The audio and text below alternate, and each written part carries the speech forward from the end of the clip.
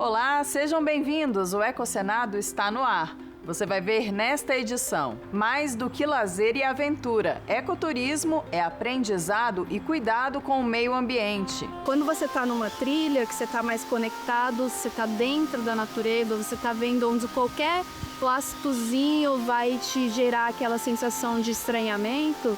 Então eu acho que é assim a gente consegue trazer essa sensibilização, né? Principalmente para as pessoas que não têm muito esse contato na sua cidade. Como andam os impasses a respeito da Ferrogrão, projeto de ferrovia para ligar Mato Grosso ao Pará, para escoamento da produção, principalmente de soja. A Ferrogrão representa para o país, nesse momento, o projeto de logística mais importante. Vai abrir caminho para grilhagem, vai abrir caminho para mineração, vai abrir caminho para garimpo ilegal, vai abrir caminho para os madeireiros. Se a ferrovia for planejada em áreas já antropizadas, conseguiremos manter a competitividade do agronegócio brasileiro sem ampliar impactos. Uma tinta sustentável e térmica criada por estudantes do ensino médio. O Instituto Arara Azul, com o projeto Aves Urbanas, chega ao Distrito Federal. É uma vontade dos empresários locais aqui fazer dessa uma Praça das Araras. Então, de que forma que a gente pode pensar juntos e contribuir para que realmente seja um ponto ou de alimentação, ou de pousada, ou até de nidificação, onde elas venham conviver neste lugar e as pessoas possam apreciá-la. E os riscos que corre o tigre de Sumatra.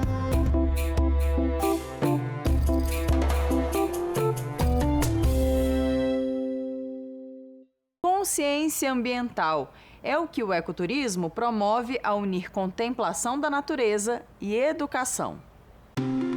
Pedalar pelas matas, tomar banho de cachoeira, observar a vida silvestre, cavalgar pelo campo ou simplesmente caminhar em um parque. Mais do que um passeio ou uma experiência na natureza, o ecoturismo é um convite para conhecer e preservar o meio ambiente.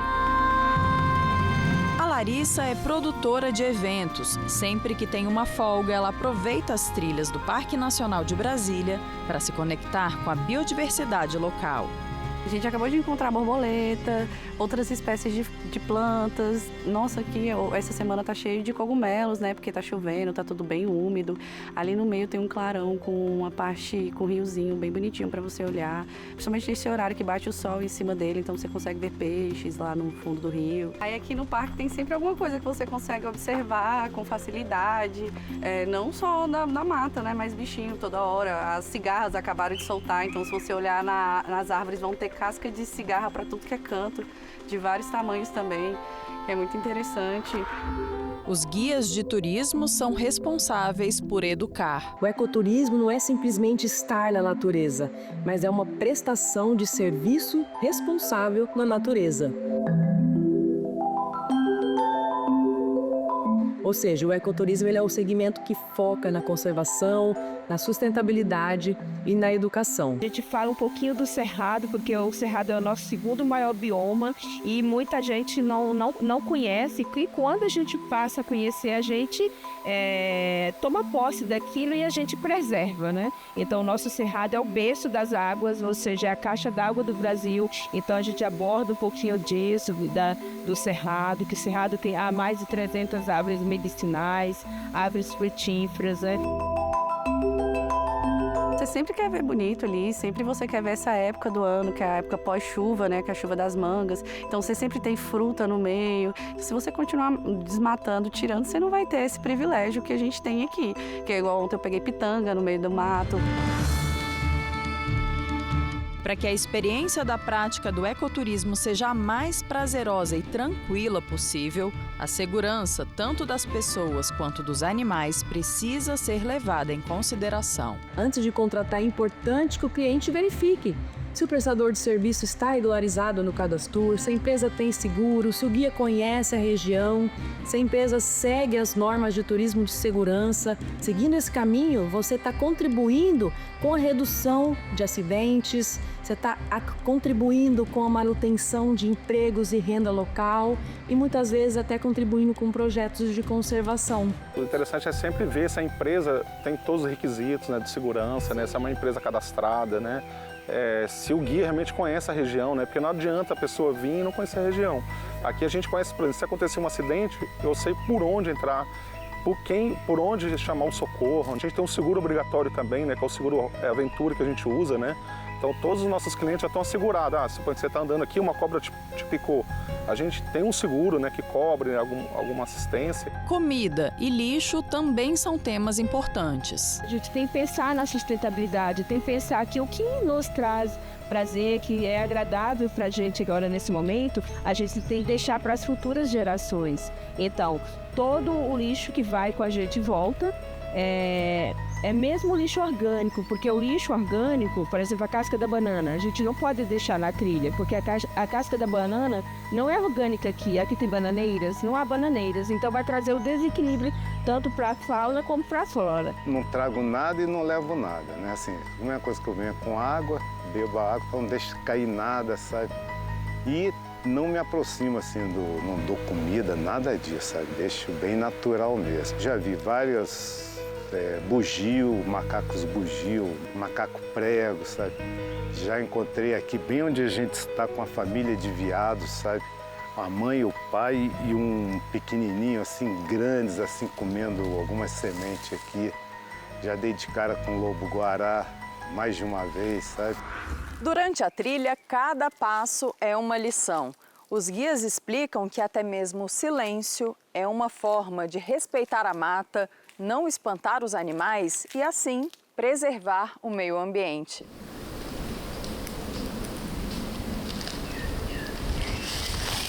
A gente, quando está fazendo a trilha, que a gente vai entrar em certos lugares mais sensíveis, a gente até pede para as pessoas não falarem, falar mais baixo, né? Porque imagina, toda vez que a gente for passar aqui, as pessoas ficarem falando alto, gritando, né? Ouvindo música, né? Então, assim, dá uma paz, escuta a natureza, curte o ambiente. Acaba que os pássaros vão saindo dessa região e vão para outros lugares, né? É porque, às vezes, as pessoas falam, a gente está invadindo o lugar dos animais. Eu não concordo com essa fala. Eu acho que o espaço é compartilhado entre todos, mas desde que cada um respeite o seu espaço, né? Eu acredito muito no ecoturismo como uma forma de sensibilização ambiental. É muito difícil quando a pessoa está lá na cidade, no dia a dia dela, às vezes perceber como que o impacto do lixo, do esgoto vai chegar na natureza, porque você está num centro urbano, então você às vezes nem percebe as coisas que você está gerando de impacto.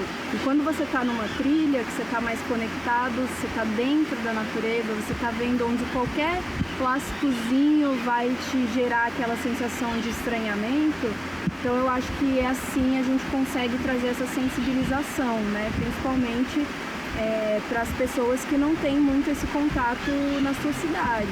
Fora que você vai ver animal no seu hábitat natural, você vai ver as pessoas, as comunidades que vivem da natureza.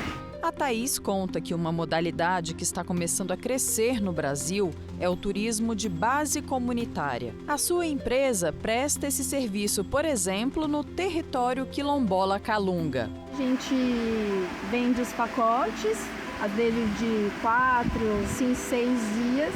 A gente sai da cidade, vai passando pelas comunidades, fazendo uma rota, dormindo na casa das pessoas, comendo a comida muitas vezes produzida por essas pessoas, né? Onde as mulheres cozinham pra gente. A gente tem a oportunidade de comer muita coisa orgânica, conhecer da cultura, conversar. A gente tem dias onde a gente vai para a roça ver essa produção de alimentos, valorizar o que eles já são. Ah, e mais uma vantagem do ecoturismo. Em tempos de rotinas pesadas, correria constante e foco quase exclusivo nas telas, o contato com o meio ambiente proporciona bem-estar e ajuda a aliviar o estresse. Talvez seja essa dissociação com a natureza que tem piorado muito a nossa saúde mental, né? E o que a gente está fazendo agora é essa reconexão. até no silêncio, olha aí, ó. Agora é hora de ouvir os pássaros, os sons da natureza. Há mais de 5 anos suspenso, o processo de licenciamento ambiental da chamada Ferrogrão voltou aos debates nos 3 poderes nas últimas semanas. O tema envolve impulsionamento de exportações agrícolas e riscos socioambientais. Criado em 2017, o projeto é uma ferrovia que busca desafogar o transporte rodoviário e fortalecer o Arco Norte, nova fronteira estratégica do agronegócio. A ideia é ligar o Cerrado Mato-Grossense, maior produtor de soja e milho do país, aos portos amazônicos, com capacidade para transportar cerca de 40 milhões de toneladas destes e de outros grãos por ano. A Ferrogrão representa para o país, nesse momento, o projeto de logística mais importante. Pode transportar milhões de toneladas, tirar da estrada metade daqueles caminhões, que lá são 2.000 caminhões por dia, indo e vindo. Não se viaja 10 quilômetros sem ver um acidente ou local onde aconteceu um acidente. A previsão é de que a rodovia tenha quase 1.000 quilômetros de extensão ao longo da BR-163 e liga o município de Sinop, no Mato Grosso, ao distrito de Miritituba, no Pará. É de lá que saem diariamente embarcações que levam carga para os portos do rio Tapajós. Além de destravar o trânsito na rodovia, o projeto reduz os custos e amplia a competitividade no agronegócio, com investimentos que podem chegar à casa dos 25 bilhões de reais. Mas não é valor que sai dos cofres públicos, não. Inclusive, ele atrai investimento para o Brasil, porque concessões serão feitas sobre trechos da rodovia. É estimado que serão economizados por ano mais de 8 bilhões de reais, reduzindo drasticamente o custo dos fretes aqui do estado. Dinheiro esse que ficará aqui no estado e circulará na nossa economia. Você teria um frete muito mais barato, tanto para exportar, quanto também para a indústria interna, porque esse grão chegaria mais rápido nas indústrias, é um custo menor. Quando a gente olha para a paridade de exportação, os produtos do Brasil ficariam muito mais atrativos. Ela reduz os custos por haver concorrência e ser uma alternativa de saída pelos portos do Arco Norte. Hoje nós só temos a saída pelo Arco Sul e o estado paga o frete ferroviário mais caro do mundo. Em pico da época da colheita, chegamos a pagar um frete às vezes até mais caro que o próprio frete rodoviário. Nós estamos falando de uma possibilidade de redução de frete de até 40% do Mato Grosso para os portos do Arco Norte. A gente também pode estimular cerca de 11, 15 a 30 dólares a tonelada de um frete mais barato. Então, tudo isso vai fazer com que os produtos brasileiros fiquem mais atrativos para os compradores internacionais e se mais dólar entra no Brasil, você tem uma possibilidade de derrubar a inflação brasileira. Mas o projeto tem enfrentado problemas relacionados à área socioambiental. Em 2021, o PSOL entrou com uma ação na STF contra uma medida provisória que muda os limites de uma área de conservação para a passagem dos trilhos, no caso do Parque Nacional do Jamanchim. O argumento do partido é que só um projeto de lei poderia fazer essa alteração.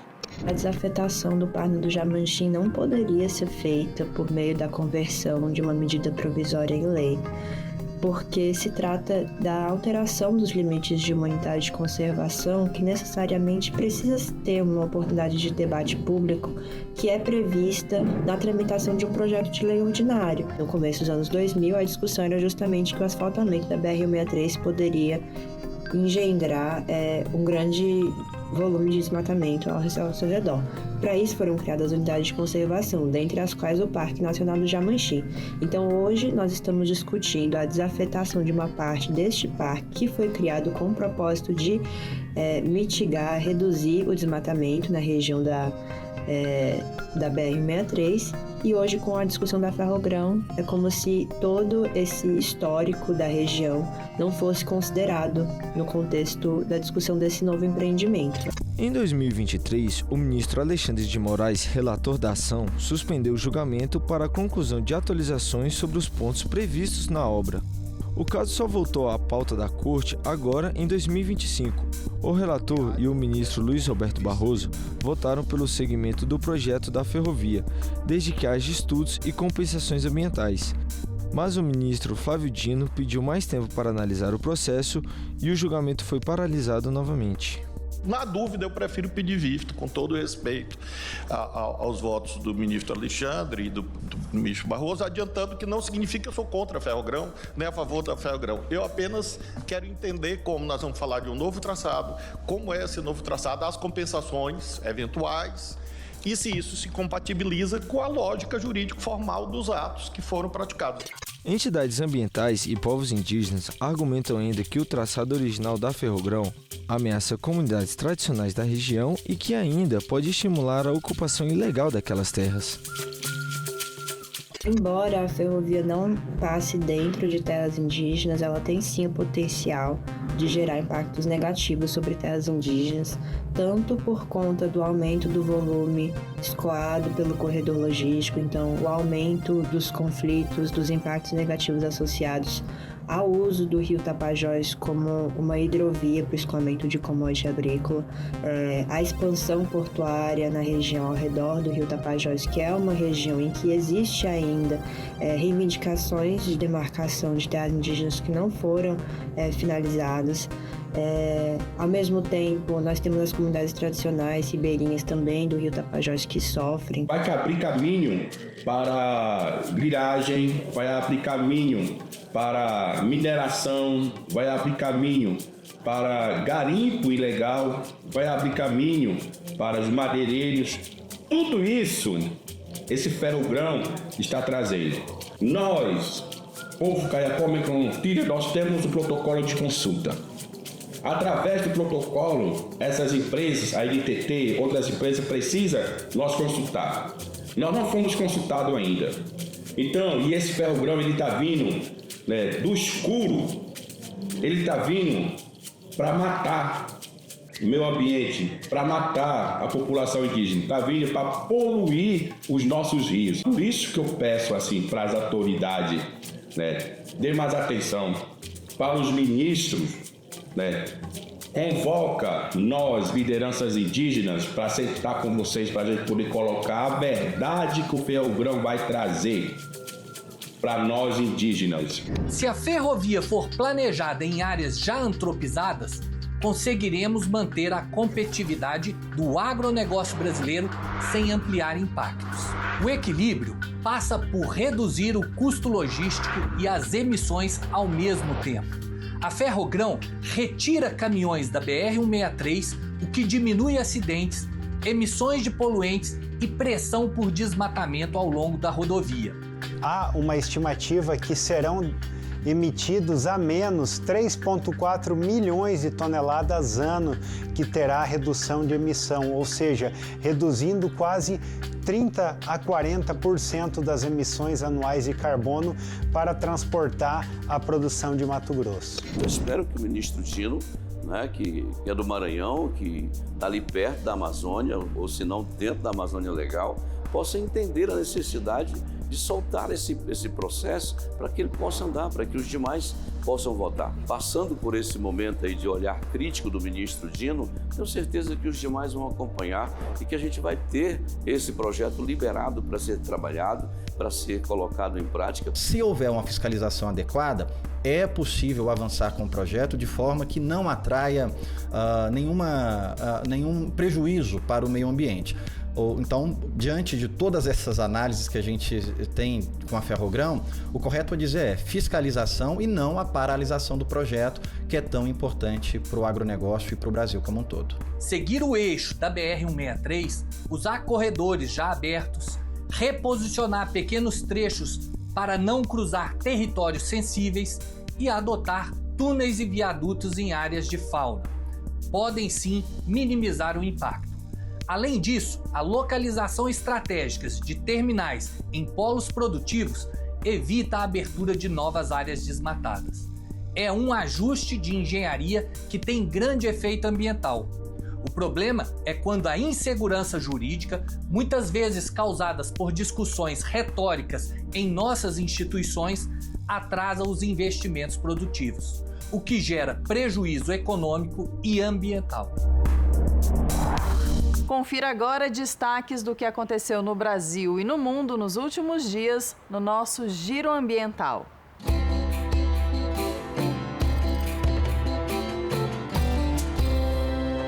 Mais da metade do carbono orgânico do solo do Brasil está na Amazônia. O país possui um total de 37 gigatoneladas e meia de carbono orgânico na camada que vai de 0 a 30 centímetros do solo, uma média de aproximadamente 44 toneladas por hectare. Os dados são do MapBioma Solo. O estudo ainda mostra que 35,9% do solo brasileiro estoca de 40 a 50 toneladas por hectare de carbono. Com um clima mais frio e úmido, a Mata Atlântica supera a média nacional, estocando cerca de 53 toneladas de carbono por hectare. O Relatório Mundial sobre a Desigualdade Social de 2026 mostrou que a metade mais pobre da população é responsável por 3% das emissões de carbono relacionadas ao capital privado, enquanto 10% da parte mais rica é responsável por 77%. O estudo destaca que 1% dos mais ricos sozinho é responsável por 41% dessas emissões, quase o dobro da soma dos 90% mais pobres. Neste ano, o Instituto Amazon foi um dos 5 pioneiros em ação climática ganhadores do Prêmio Campeões da Terra do Programa das Nações Unidas para o Meio Ambiente, o PNUMA. O prêmio é a mais alta honraria ambiental da ONU. O Instituto foi o único brasileiro entre os ganhadores. A ONU destacou o uso de tecnologias, como o desenvolvimento de inteligência artificial para a previsão do desmatamento, contribuindo para políticas públicas de proteção da floresta amazônica. Do Mato Grosso do Sul para Brasília, o Instituto Arara Azul trouxe o conhecimento técnico à capital federal em parceria com outras organizações e o governo local para desenvolver o projeto Aves Urbanas Araras nas Cidades, na conservação da espécie canindé. A equipe do Instituto Arara Azul, que fica no Mato Grosso do Sul, veio ao Planalto Central no início de dezembro e fez um diagnóstico sobre a ocorrência de araras canindé na cidade. A ideia é criar em 2026 um local de convivência onde as araras estejam adaptadas em um ponto turístico que fica às margens do Lago Paranoá.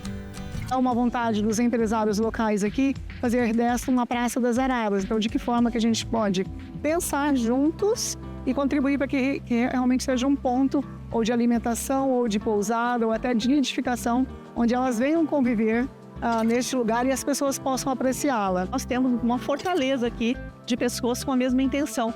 Temos instituições não governamentais, temos a Secretaria de Meio Ambiente e temos os empresários que estão muito adeptos em fazer isso e proporcionar para os seus clientes também nessa área e também toda a população, porque é uma área aberta, é um parque, para que venham aqui usufruir disso que todos juntos vamos construir. A gente viu que aqui já tem bastante palmeiras plantadas, entretanto a quantidade de palmeiras é boa, é grande, mas são poucas espécies e para que as araras venham aqui e fiquem, sejam realmente um ponto delas, a gente precisa diversificar a alimentação. As araras canindés comem mais de 60 itens alimentares. O vetor das araras hoje vai implementar e vai aumentar o plantio de árvores, inclusive focados para aquelas que dão alimento para as araras.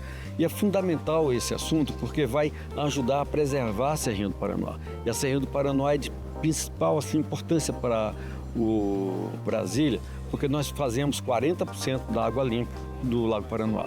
O projeto também tem o foco de envolver, sensibilizar e educar a comunidade local.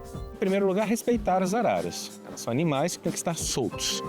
Em segundo lugar, fazer todas as pessoas saberem isso, né?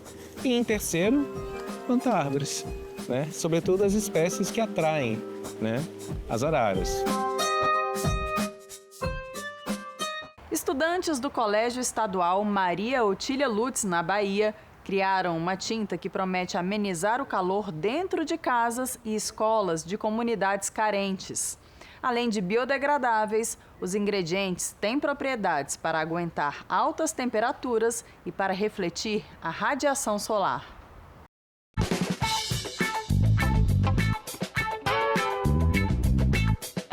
pode ser usada em escolas, casas simples ou em comunidades rurais, onde o calor é muito intenso e tem difícil acesso à climatização. Todas as pessoas merecem viver em ambientes adequados e qualificados. Queremos que as pessoas aprendam a fazê-lo em casa por conta própria. Nós usamos materiais naturais, como a goma arábica, o caulim ou argila branca e o pigmento da beterraba. Com as poucas coisas que nós temos em casa, podemos trazer algo real que vai ajudar na nossa sociedade. Depois de muitos testes, nós conseguimos uma mistura, na qual é aderente e tem uma boa durabilidade. Nós esperamos que com esse projeto as pessoas entendam que a ciência pode ser transformadora e única.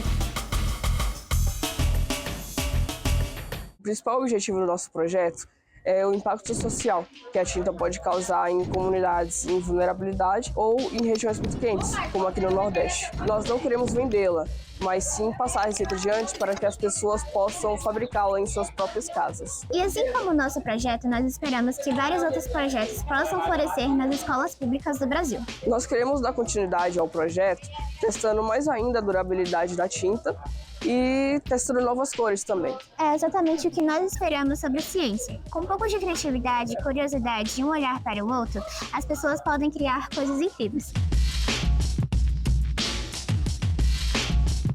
Uma das subespécies da fauna mais raras do mundo, o tigre de Sumatra, está ameaçada de desaparecer. E as principais causas são o avanço do desmatamento e a caça para a venda de peles, dentes e garras.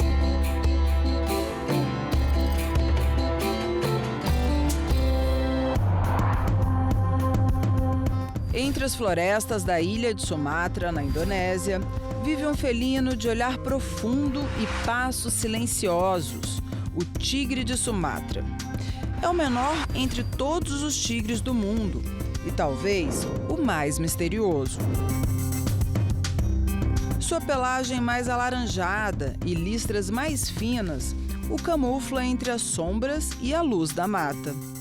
Mas por trás de tanta beleza, há um alerta urgente. Mesmo protegido por leis que proíbem a caça, o tigre de Sumatra caminha à beira da extinção. A perda de habitat causada pela caça ilegal reduziu sua população a poucas centenas de indivíduos. Segundo a lista vermelha da IUCN, é uma espécie criticamente ameaçada. Salvar o tigre de Sumatra é preservar mais do que uma espécie, é proteger o equilíbrio das florestas. E nós ficamos por aqui. Obrigada pela sua audiência. Para ver e compartilhar este e outros programas, você pode acessar o nosso canal no YouTube ou o site da TV Senado, senado.leg.br/tv. Até a próxima. Tchau, tchau.